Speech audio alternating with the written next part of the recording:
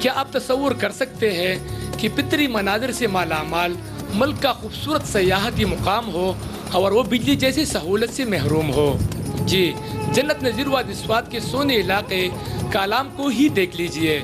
اس علاقے میں زمین پر پڑے بجلی کے تاروں میں کبھی کرنٹ دوڑتا تھا، مگر گزشتہ 1 سال سے نہیں رہا۔ 1 سال گزرنے کے بعد یہاں بجلی کے ایک پول پہ بھی کام نہیں ہوا ہے۔ کالام میں سیلاب کیا آیا کہ سب کچھ بہا کر لے گیا۔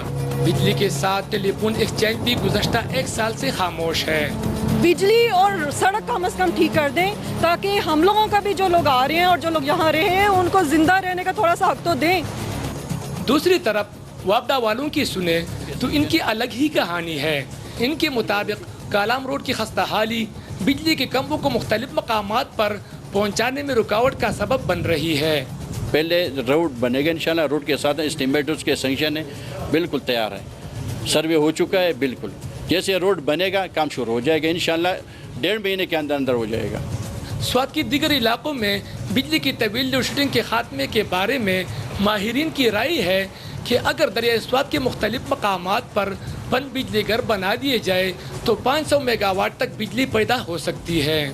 سیلاب کو گزرے ہوئے 1 سال کا عرصہ گزر چکا ہے، لیکن کالام کی بجلی تاحال بحال نہ ہو سکی۔ مقامی لوگوں کا کہنا ہے کہ بجلی کی عدم فراہمی سیاحت کے فروغ میں ایک بہت بڑی رکاوٹ ہے۔ شیرین زادہ، ایکسپریس نیوز، کالام، سوات۔ اینٹوں پر سیلز ٹیکس کے نفاذ کے خلاف بھٹا مالکان کی ہڑتال 4تھے روز بھی جاری ہے۔